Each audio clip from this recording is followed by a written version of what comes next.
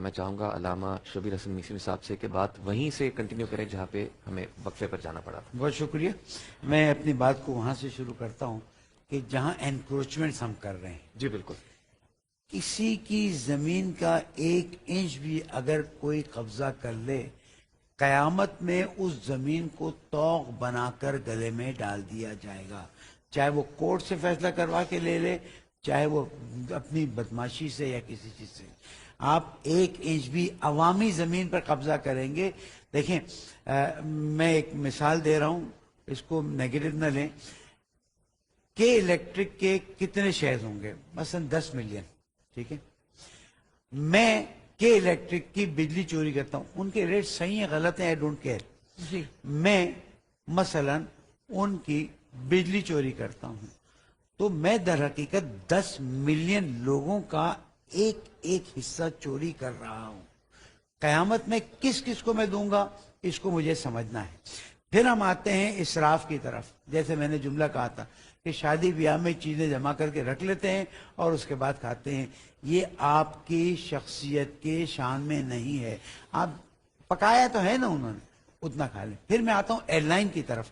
میں year lines کو لکھ کے تھک گیا ہوں اور ساری ایئر لائن کا نام لے رہا ہوں. ہر ایئر لائن جو پاکستان میں پرائیویٹ ہے، سرکاری ہے، کہ میں مسلسل چیک کر رہا ہوتا ہوں. لوگ عام طور پر آدھا یا بہت زیادہ تو 2/3 کھاتے ہیں. کبھی کبھار ٹائم ایسا ہوتا ہے کہ لوگ نہیں کھا رہے ہوتے.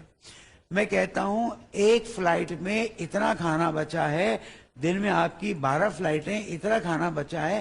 یہ اسراف ایک تو آپ کی کمپنی کا لاس ہے. جی. دوسرا یہ کہ میری جو زمین کا ایک ریسورس ہے وہ آپ ضائع کر رہے ہیں. بے شک. اور میں آپ کو بتاؤں ایئر لائنیں بند ہوئی ہیں صرف اس لیے کہ انہوں نے کھانے میں اتنا اسراف کیا.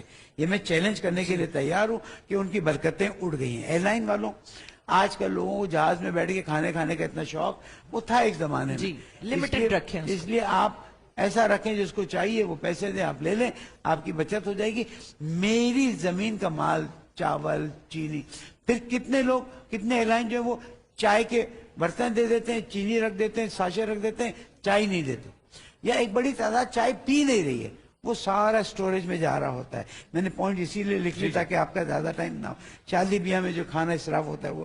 اور پھر آخری چیز جس کی طرف میں توجہ دلاؤں گا وہ پیٹرول کی ہے. آپ جو پیٹرول پمپ والے چوری کرتے ہو نا، خدا شاہد ہے قیامت میں اتنے تڑپو گے کہ تمہاری ساری نیکیاں. بھائی دیکھیں نا، روز آپ یعنی جو کرتا ہے آپ کے پمپ سے پیٹرول چوری ہو رہا ہے، روز مثلا آپ سمجھیں 100 لیٹر چوری ہو رہا ہے. آپ کو نہیں پتا ہے کس کس کا آدھا لیٹر، کوارٹر لیٹر وہ چوری ہوا ہے. قیامت میں کہاں ڈھونڈو گے؟ اگر تمہارا اللہ اور رسول پہ بھروسہ ہے تو تم اپنے پمپ سے چوری نہیں ہونے دو گے. اور اس وقت کا آخری جملہ یہ جو گاڑی والے پیٹرول پمپ سے شارٹ کٹ اندر سے نکالتے ہیں، یہ شرعاً حرام ہے. یہ کسی کی زمین کا استعمال ہے اور یہ ظلم ہے، شریعت اسے قبول نہیں کرتی. جی مفتی قبیب شاہد صاحب، آپ سے میرا سوال ہے کہ آج کے دن مسلمانوں کو بہت بڑی فتح بھی حاصل ہوئی، فتح مکہ. اس کے حوالے سے کیا فرمائیں گے؟ دیکھیں، فتح مکہ کا عدل اور انصاف کے ساتھ ایک بڑا گہرا تعلق ہے. میں اختصار کے ساتھ گفتگو کروں گا. ایک ہوتا ہے عدل اور ایک ہوتا ہے فضل. کیا مطلب؟ جس نے جتنا گناہ کیا اس کے مطابق اعتدال کے ساتھ، عدل کے ساتھ اس کا جو ہے وہ گناہ مل گیا. اور جس نے جو اچھا کام کیا تھا اس کے مطابق جو ہے وہ اس کے ساتھ اکرام اور انعامات کا معاملہ ہو گیا. نبی علیہ الصلوۃ والسلام نے فتح مکہ کے موقع کے اوپر ایک جملہ ارشاد فرمایا تھا کہ لا تثریب علیکم اليوم انتم الطلقاء.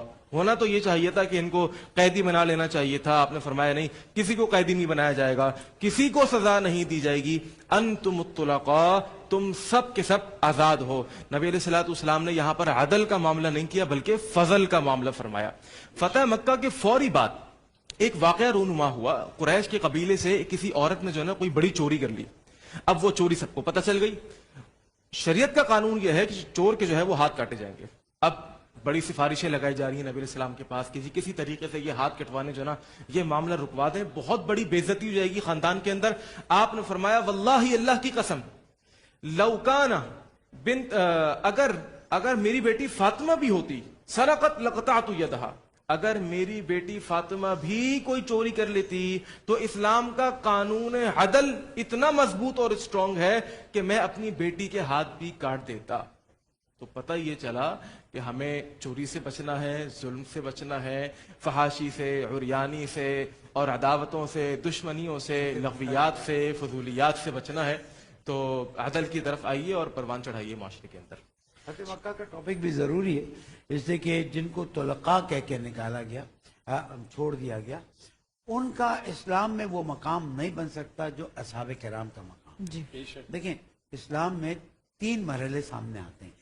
ایک مرحلہ آتا ہے اہل بیت علیہ السلام کا, وہ آئے قرآن ہے, وہ اپنی جگہ پر ہے. ایک مرحلہ ہے اصحاب کرام کا, کہ جنہوں نے پوری زندگی اسلام کے لیے قربان کی, جنہوں نے اپنی زندگی کی ہر چیز, میں بدون استثناء بات کر رہا ہوں, جنہوں نے خلوص کے ساتھ جنگیں لڑی, قربانیاں دی, ان کا مقام اہل بیت ایک, اصحاب کرام ایک. اور ہم اصحاب کرام کا احترام کرتے ہیں. میرے بہن کے بچوں کے نام اصحاب کرام کے نام پر, ہمارے لوگوں کے نام پر. تو یہ ہمارا تیسرا مرحلہ ہے طلقاء کا. طلقاء کو ٹھیک ہے بعد میں صحابی یا اصحاب کا نام دیا گیا ہے, لیکن طلقاء کا عنوان حضور اکرم محمد مصطفیٰ صلی اللہ علیہ وآلہ وسلم کا ہے. تو ہمیں ہر ایک کو اپنے مقام پر رکھ کے اس حساب سے احترام دینا چاہیے. نہ یہ ہو کہ طلقاء کو اہل بیت کے مقابلے میں یا ان سے بھی بڑھایا جائے, نہ یہ کہ اصحاب کرام کو طلقاء سے نیچے لے جایا جائے, تاکہ اسلام کے سٹینڈرڈ ہمیں پتہ چلیں. اور یہ بہت خوبصورت بات تھی کہ حضور اکرم نے سہ صدر دکھائی, کہ جنہوں نے حضرت حمزہ رضی اللہ تعالیٰ عنہ کا جگر چبایا, وہ غلام کا سامنے مت آنا, لیکن یہ جگر چبانے والے کو میں جگر کاٹنے والے کو نہیں دے سکتا, اور جس نے جگر چبایا وہ بھی سائڈ پہ ہو جائے, ہم لینے کی ضرورت نہیں. تو ان مراحل کو نظر میں رکھا جائے کہ جنگ بدر کی کیا صورتحال تھی, کس طرح سے مسلمانوں کو ذبح کیا گیا, اور پھر اس خاندان کا اہل بیت سے کیا رہا. تو انشاءاللہ ان چیزوں کو بہتر انداز میں, مثبت انداز جی میں. علامہ نسیم احمد صدیقی صاحب, فتح مکہ اور اس سے ہمیں کیا سبق ملتا ہے؟ بسم اللہ الرحمن الرحیم. فتح مکہ تو ایک ایسا عظیم واقعہ ہے کہ دنیا بھر کے بڑے بڑے فاتحین کے لیے اس میں بڑا سبق ملتا ہے. کیونکہ ہم جب فاتحین کا ذکر کرتے ہیں, چاہے وہ سکندر اعظم دا گریٹ الیگزینڈر ہو, نپولین بوناپارٹ ہو, یا مسولینی ہو, یا اور دوسرے, تو سب نے شہر کو فتح کیا اور شہر کو آگ لگا دی, درختوں کو کاٹ دیا, قتل عام کر دیا, بچوں کو بھی نہیں چھوڑا. لیکن یہ ایک ایسا عظیم فاتح جس کا ہم ذکر کر رہے ہیں, اللہ کے پیارے رسول نبی کریم رؤوف الرحیم علیہ الصلاۃ والتسلیم, کہ جس شہر سے وہ قسمہ پرسی کے عالم میں, بے سر و سامانی کے عالم میں نکلے اور مدینۃ المنورہ پہنچے, اور 7 سال کی قلیل مدت میں واپس فاتحانہ انداز میں مکۃ المکرمہ آ گئے. اتنی قلیل مدت میں اس قدر یعنی مواقع ملے کہ وہ آپ کے حق میں مثبت پہلو لیے ہوئے سامنے آئے.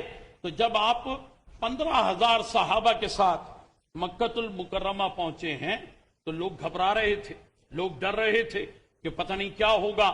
لیکن جیسا بھی مفتی صاحب نے بھی کہا, علامہ صاحب نے بھی, حضور علیہ الصلاۃ والسلام نے سب کو بلا لیا مسجد رایا کے مقام پر, وہاں اسلام کا پرچم نصب کر دیا, اور وہاں آپ نے خطاب فرمایا, اور آپ نے فرمایا بولو آج میں تمہارے ساتھ کیا سلوک کرنے والا ہوں. تو سب نے کہا آپ کریم ہیں, آپ مہربان ہیں, آپ حلیم الطبع ہیں. تو حضور علیہ الصلاۃ والسلام نے فرمایا دیکھو تم میں میرے چہیتے چچا کے قاتل موجود ہیں, لیکن اس کے باوجود آج تم پر کوئی مواخذہ نہیں ہے, میں نے تم سب کو معاف کیا. عرب کا ایک مزاج ہے کہ بھئی 15,000 تو آئے تھے, وہ بھی خوشی سے نعرے لگا رہے تھے کہ مکۃ المکرمہ فتح ہو گیا, اور پھر تقریباً یہ جو مواخذے سے بچ گئے سب کے سب, تو ان کی بھی تعداد جو ہے وہ اچھی خاصی تھی. تو یوں سمجھ لیجئے کہ تقریباً کوئی 18-20 ہزار افراد ہو گئے. تو وہ بھی خوشی سے نعرے لگانے لگے کہ آج ہم پر کوئی چارج نہیں ہے, کوئی مقدمہ نہیں چل رہا. تو عرب کا مزاج یہ ہے کہ وہ اچھل اچھل کر اپنے پیروں کو اوپر اٹھاتے ہیں اور پھر وہ نعرے لگاتے. मरहबा मरहबा, आहलन व सहलन, मरहबा बिका या रसूल अल्लाह, ये नारे वो लगा रहे थे उछल उछल कर। अचानक आकाए दो जहां सल्लल्लाहु ताला अलैहि वसल्लम ने फरमाया, जो जहां है वहीं ठहर जाए।